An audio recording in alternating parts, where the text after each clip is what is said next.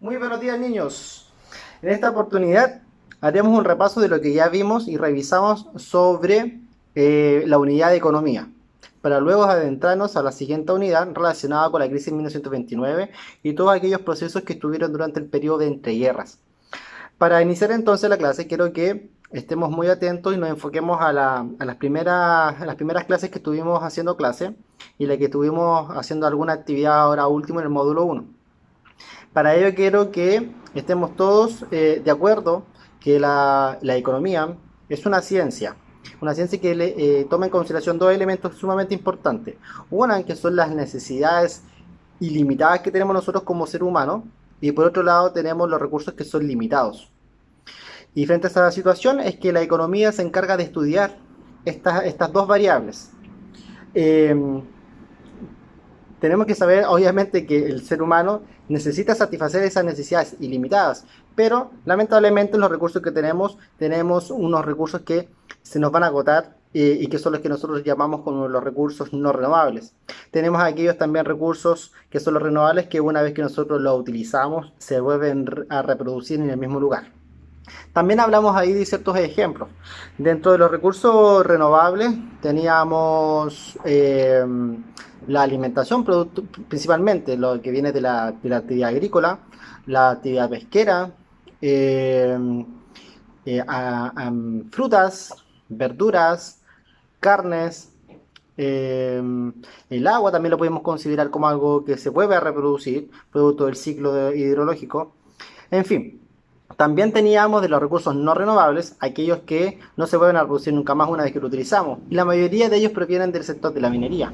Así poníamos el caso del cobre. Una vez que nosotros sacamos todo el cobre de un yacimiento, es improbable o casi improbable de que en ese mismo lugar volvamos a encontrar nuevamente cobre. Es por eso que tenemos que volver a trasladarnos y buscar y hacer otros yacimientos. También hablamos de aquella probabilidad de que una vez que se nos acabe el cobre, tendríamos que buscar otro mineral por el cual sustentarnos, sabiendo obviamente que en el día de hoy la economía de Chile se sustenta principalmente de la actividad minera derivada del cobre. En fin, en base a eso, después nosotros hablamos sobre el problema económico, que deriva obviamente de estas necesidades ilimitadas que tenemos nosotros y frente a los recursos que son limitados. Y a partir de eso es que nosotros como individuos teníamos que jerarquizar nuestras necesidades según también nuestro ahorro. Hablábamos de que en un sueldo mínimo, que está bordeando actualmente entre los 300.000 pesos, es que la sociedad entonces tiene que jerarquizar sus necesidades y obviamente que las necesidades básicas son las primeras en que nosotros nos vamos a preocupar.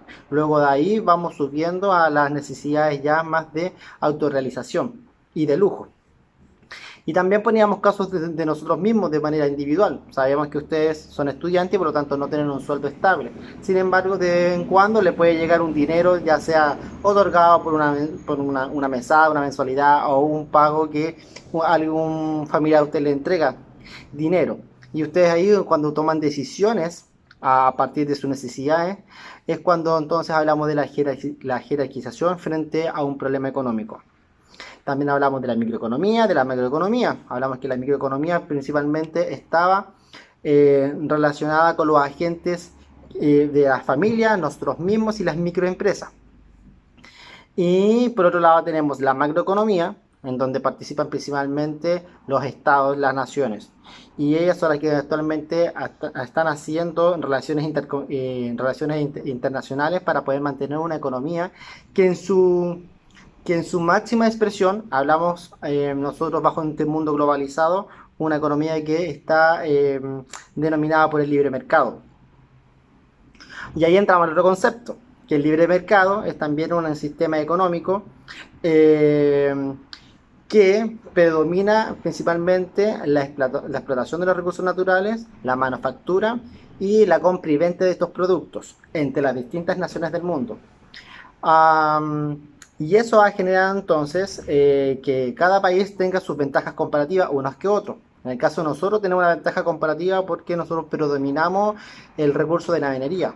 Pero así, por ejemplo, hay otros países que predominan los bienes de capitales, que son aquellas que que les permite la manufactura de estas materias primas que nosotros les podemos enviar. En fin, bajo un sistema bajo un sistema capitalista o un sistema, una economía de mercado, lo que predomina es la acumulación de riqueza. Y esa acumulación de riqueza se va a derivar principalmente de las interconexiones entre los países y la compra y venta de estos productos. Nosotros nos dedicamos netamente a la exportación de materias primas. Por lo tanto, nuestra economía siempre va a depender de aquellas superpotencias en que la manufactura es la principal economía que predomina debido a que al momento en que se manufactura, tiene mayor valor el producto. Por lo tanto, ellos nos sacan ventajas de esa manera. También hablamos de las economías mixtas, donde participan tanto el Estado como también participa el mercado privado. Y esa mixtura, ese conjunto hace que no solamente una parte predomine, sino más bien ambas toman decisiones y son protagonistas a la hora de tomar decisiones económicas. Este tipo de economías la hemos visto principalmente cuando se produce una crisis económica y es cuando ahí el Estado entra a colaborar con la economía para poder mantenerla. Y hoy día vamos a ver en ese caso cómo a partir de la década de 1930 comienza a entrar el Estado a participar para una recuperación económica. Y por otro lado están las economías planificadas, donde netamente el Estado es que tiene las decisiones económicas en el país. Actualmente nosotros podemos hablar de que en nuestro país hay una economía mixta, aunque muchos autores también hablan de que tenemos un predominio de economía de mercado. En la medida que nosotros vamos adquiriendo mayor lectura, vamos entonces identificando cada uno podría sacar sus propias deducciones si nosotros tenemos o pertenecemos a un sistema económico de libre mercado o una economía mixta. También hablamos sobre, basado en estas necesidades ilimitadas que tenemos nosotros, para poder satisfacer estas necesidades, es que surgen los servicios y bienes. Dentro de los bienes tenemos muchas clasificaciones y dentro de los servicios también. En fin, tanto los bienes como los servicios son parte de los sectores económicos de nuestra nación y de todo el mundo. Y es que los sectores económicos los vamos a dividir en tres: el sector primario, secundario y terciario. El sector primario es aquel sector que se dedica a la extracción de materias primas. Eso quiere decir que toda la población que se dedica a la agricultura, a la pesca, a la minería, a la actividad agropecuaria, que es ganadería con agricultura, a la silvicultura, etcétera, todos aquellos que se dedican a la extracción de esas materias primas son parte del sector primario. Luego tenemos el sector secundario, que es el sector donde se manufactura estas materias primas. Ahí entra el sector de las fábricas, de la industria y la construcción. Y por último tenemos el sector terciario, donde actualmente sabemos que la gran mayoría de la población chilena se concentra trabajando en este sector, que es el sector de los servicios. El sector terciario, usted siempre asocia con el sector de los servicios.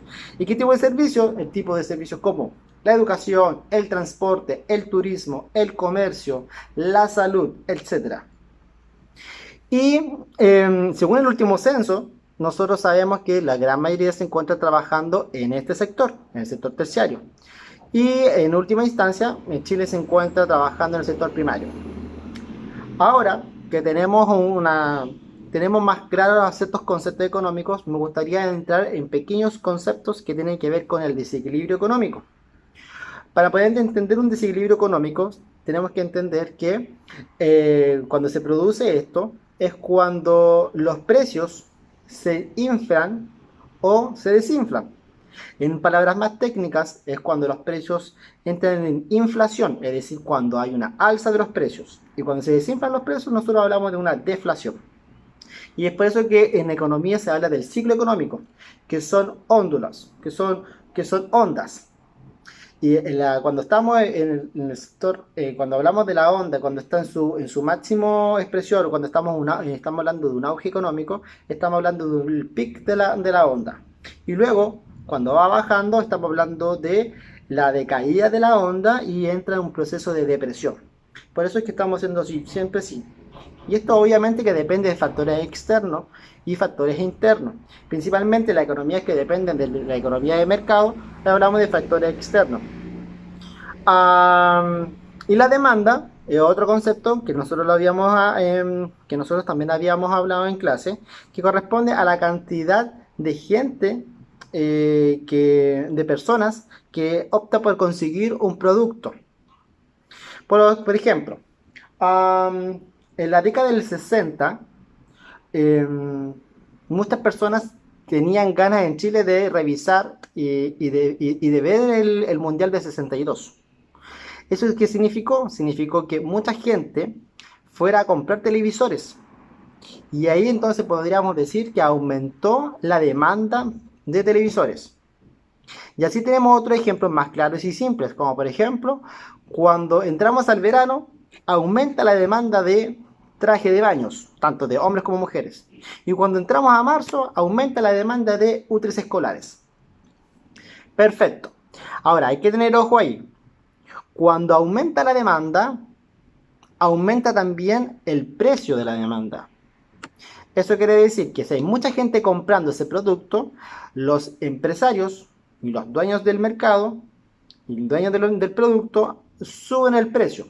Por eso quiere decir que la gente va a optar a comprar eso pese al precio que yo le ponga. Pero una vez que haya pasado la estación, una vez que haya pasado el periodo de demanda, los precios comienzan a disminuir. Y entonces ahí es cuando la gente debería inteligentemente ir a comprar. Lo ponemos un ejemplo. Una vez que pasó la temporada de verano, en los meses de febrero, marzo, comienzan a decaer la demanda de traje de baño de hombre y mujer, y por lo tanto, ¿qué hace el mercado? Le pone un precio mucho más bajo. Si nosotros somos inteligentes, podríamos entonces optar ir en esos meses y guardar ese traje de baño para el siguiente verano. Y así entonces cómo se maneja el mercado. Ahora vamos a entrar a la clase más importante de estos días. Vamos a entrar al contenido relacionado con una de las crisis más importantes del mundo, que golpeó al mundo por completo, y donde el caso de Chile fue uno de los casos en que podemos mencionar que golpeó con mayor profundidad esta crisis que se dio en 1929 y que perduró por lo menos perduró unos 10 años. Estamos hablando de una década, hasta que los estados pudieron colaborar en la economía y pudieron surgir nuevas soluciones frente a este problema. Pero antes de entrar a esta temática, es importante aclarar qué es una crisis. Cuando nosotros hablamos de una crisis o una depresión, para este acontecimiento, se habla de una crisis económica o de depresión económica. Cuando hablamos de eso, tenemos que entender entonces, es que es una caída, es una baja. Y como yo les decía, que las fluctuaciones de las ondas económicas, cuando hablamos de la crisis de 1929, hablamos de una de las caídas más profundas de las ondas económicas del mundo. Y esto va a derivar principalmente, una, porque el Estado había perdido el control del mercado externo. Y el mercado externo había puesto como elemento fundamental lo que es la especulación financiera. Este es un concepto sumamente nuevo y necesito que usted tenga mucha atención. ¿Cómo fue que se fue abriendo esta especulación financiera? Una vez que terminó la Primera Guerra Mundial, gran parte de los países, estamos hablando de 1918, gran parte de los países europeos que participaron de esta Primera Guerra Mundial, y que obviamente también afectó a los demás países europeos que no habían participado de forma indirecta, generó que la economía descendieran, que comenzara un periodo de crisis. Sin embargo, Estados Unidos y Japón comenzaron a adquirir esos mercados en que los países europeos no podían mantener la normalidad a la que tenían antes de la guerra. Por lo tanto, Estados Unidos y Japón se apropiaron de esos mercados. Y fue así entonces que tanto Estados Unidos como Japón comenzaron a vivir un auge importante en sus economías.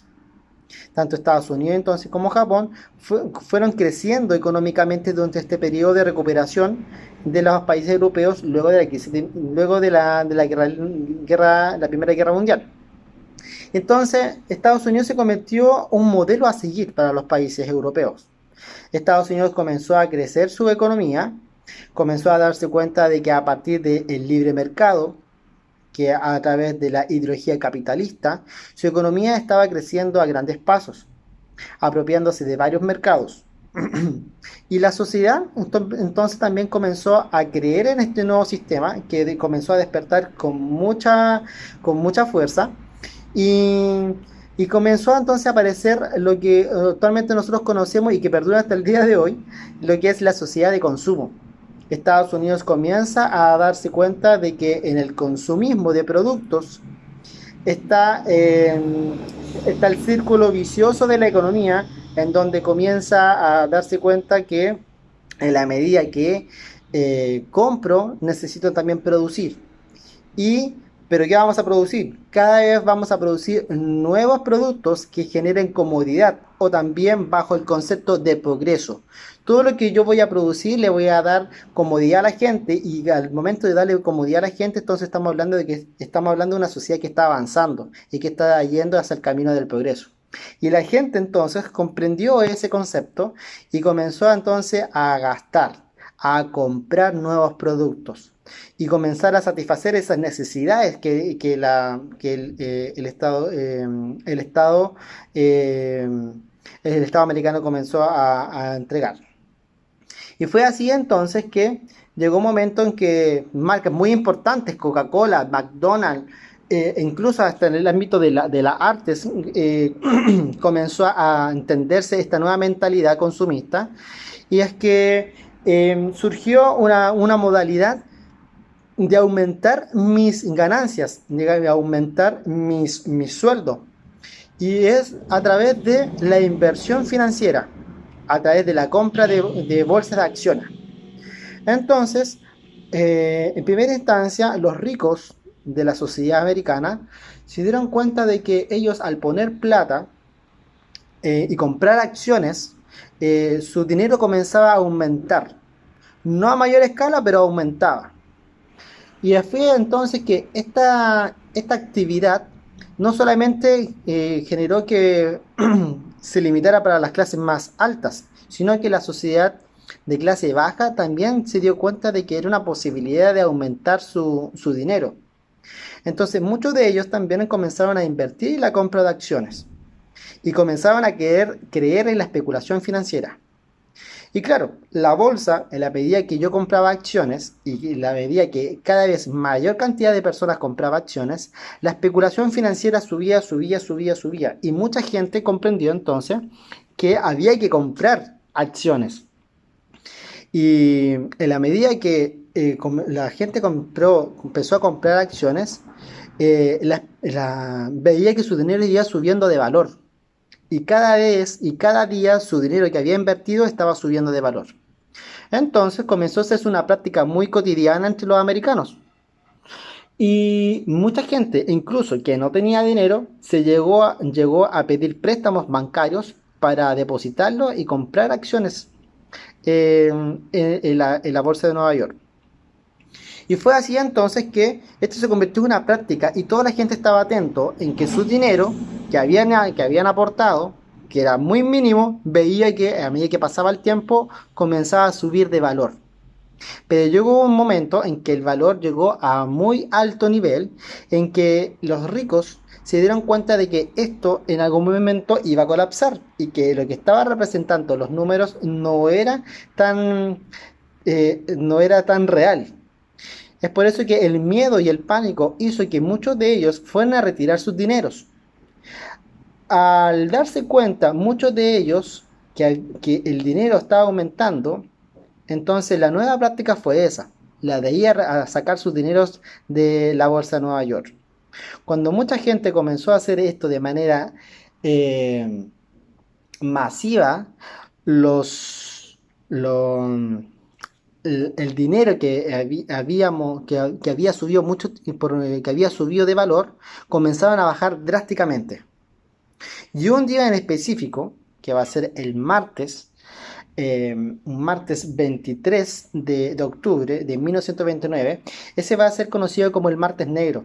Es cuando se produce una de las caídas, una de las caídas más fuertes de la bolsa de Nueva York. Y frente a esa situación, muchos de los empresarios creían que una de las salidas para que no pasara esto era volver a invertir dinero. Entonces muchos de ellos se juntaron y fueron a invertir nuevamente dinero a la bolsa de Nueva York. Sin embargo, la actividad y la práctica de la población ya era otra. El miedo había agobiado y gran parte de la población fue a retirar sus dineros. Es por eso que el día jueves 26 de octubre de 1929 se produce el jueves negro, y que es la caída definitiva de la bolsa de Nueva York.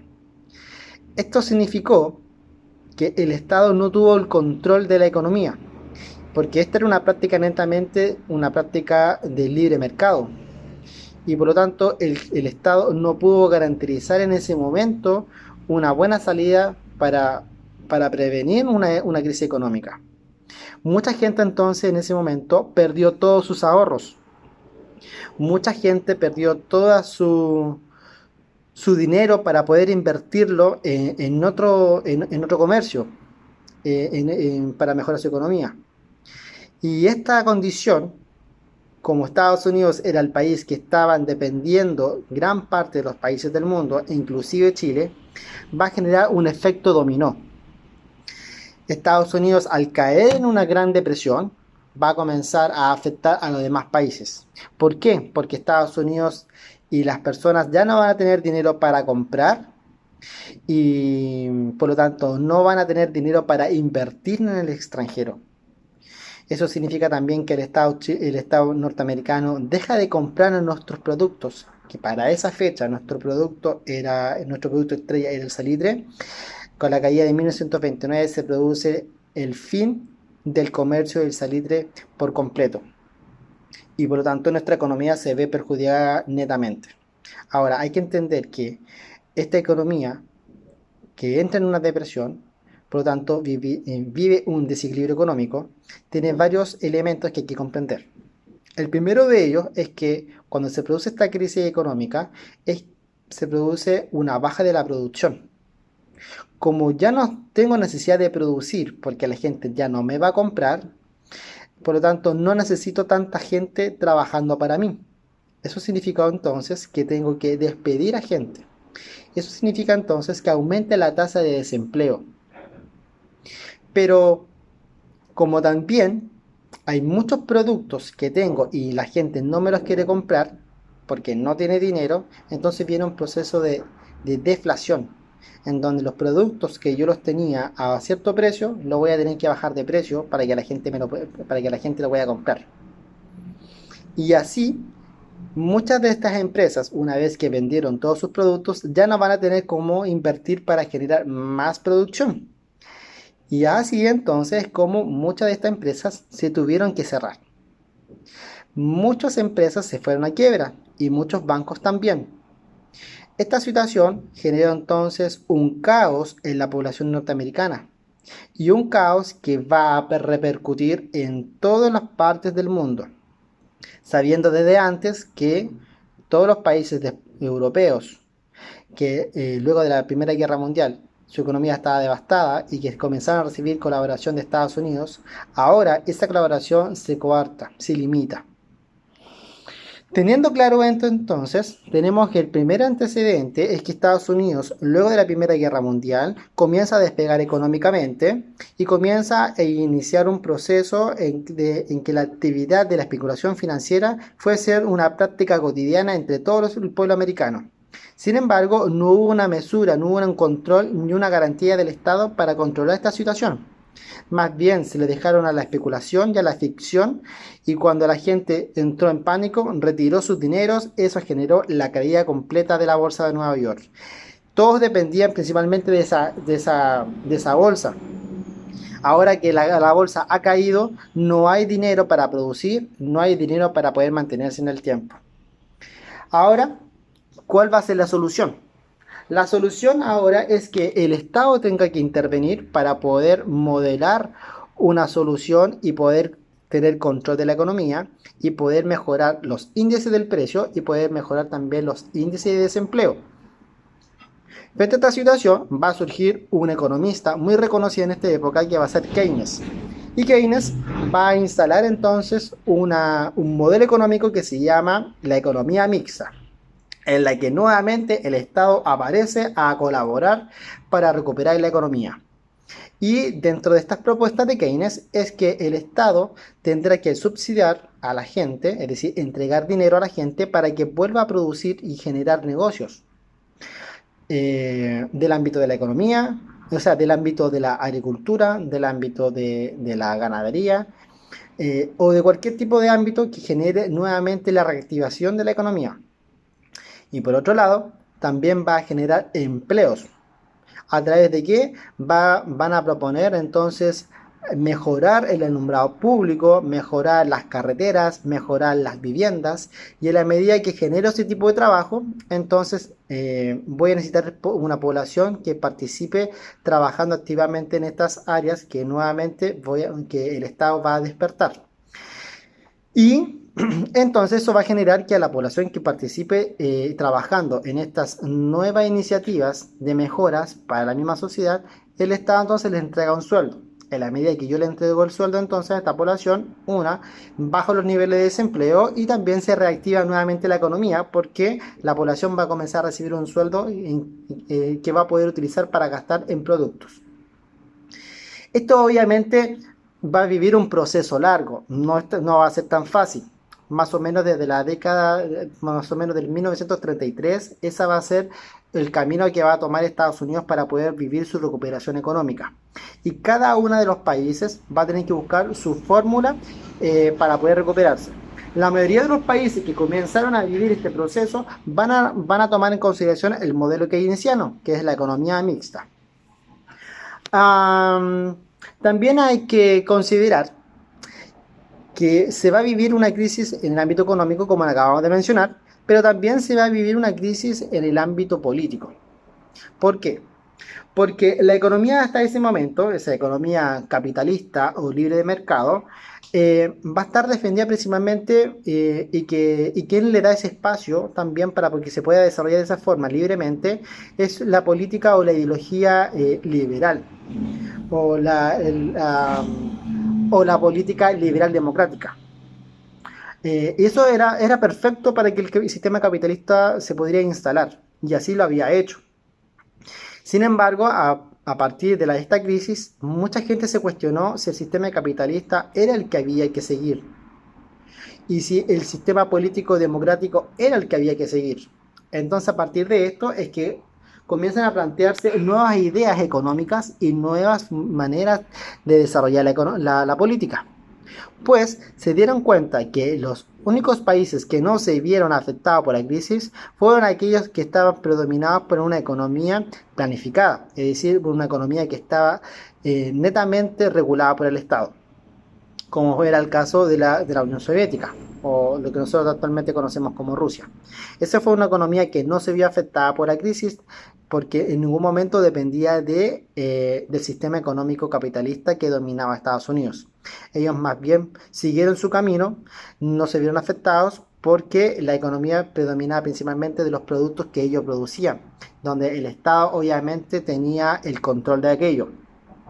Entonces, esta economía comenzó a dar cuenta de como una posible solución para los países que tenían ganas de recuperarse.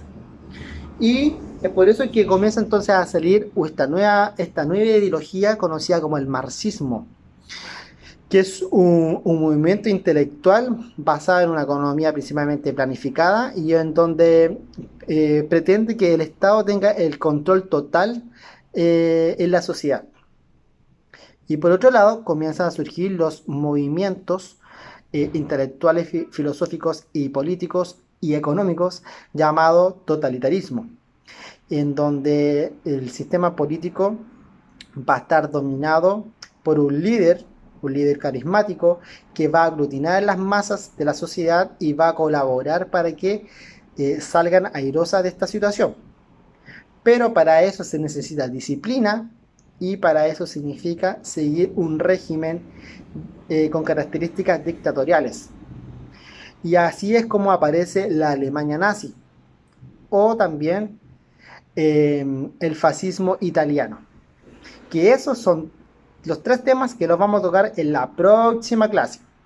Entonces, en la próxima clase lo que vamos a revisar van a ser los movimientos políticos nuevos frente a una solución que van a dar una solución a esta crisis económica y política a partir de de nuevos modelos a seguir, ya sea el marxismo, ya sea el fascismo o ya sea el nazismo. Tres movimientos muy rígidos, pero que van a despertar una solución frente a esta crisis económica y que probablemente se van a convertir también en modelo a seguir para otros países del mundo, inclusive para Chile. Para resumir entonces, tenemos que la crisis de 1929 es la crisis más importante eh, debido al gran efecto que generó a nivel mundial. Es una de las crisis más profundas que se ha vivido, es una de las crisis en donde se cuestiona el sistema capitalista como modelo a seguir, es una crisis donde se cuestiona también el sistema político a seguir, que es el sistema libre democrático. Es una crisis en donde las empresas se cierran, las empresas se cierran, hay un aumento de la tasa de desempleo, hay desequilibrio de los precios, hay una incertidumbre total de cómo la sociedad se va a recuperar.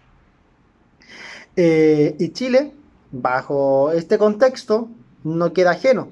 De hecho, nosotros que siempre hemos dependido de nuestros recursos naturales, para ese entonces dependíamos netamente del mineral del salitre. Habíamos tenido ya una crisis durante los años de guerra, producto de que había surgido el salitre sintético.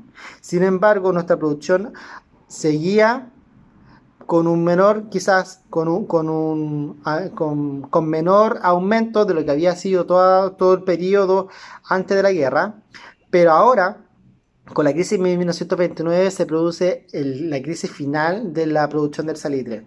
Desde ese entonces hablamos de que la producción del salitre llega a su fin. Por lo tanto, es muy importante lo que acabo de decir porque siempre ha sido una pregunta que ha salido en periodo de historia. Y es que hay que aclarar entonces que el salitre no termina con el salitre sintético, sino que la producción del salitre chileno termina con la crisis de 1929. Y créanme entonces que si no hay salitre para Chile, que era el que genera el material o el recurso económico que genera mayor ingreso para el país, imagínense todo lo que se viene entonces en la situación económica para el país que ya no tiene esos ingresos. Todo eso, más los modelos económicos y políticos del fascismo, el nazismo y el marxismo, lo revisaremos en la siguiente clase. No se lo pueden perder. Ahora les dejaré a ustedes una actividad que la tendrán que realizar en Classroom y nos vamos a estar comunicando a través de ahí. Cualquier consulta, duda o intereses, estaré aquí atento para que ustedes puedan hacerme sus consultas, dejarme la escrita. Y lo único y más importante es que en este periodo que está muy difícil para la sociedad completa, para la humanidad, que es esta epidemia que nos tiene a todos en una situación de cuarentena y manteniendo una interacción vía online, lo más importante, chicos, es que ustedes se mantengan resguardados en sus casas, mantengan obviamente la higiene de sus manos. Recordamos también que la principal vía para adquirir este contagio viral es principalmente por la cara, ojos, nariz y boca. Por lo tanto, tratemos de no pasarnos nuestras manos por la cara y cada vez que nosotros tengamos contacto con algo externo, o por lo menos hagámoslo como hábito, cada 2 horas tratemos de lavarnos nuestras manos con jabón. Recuerden que este microvirus es principalmente compuesto de lípidos, es grasoso, por lo tanto una forma para desintegrarlos es el lavado con jabón. El jabón desintegra este virus, por lo tanto mantengamos ese hábito constante, mantengamos en nuestras casas y mantengámonos aquí en contacto vía online y no perdamos el contacto porque esta va a ser nuestra forma de aprender durante estos días.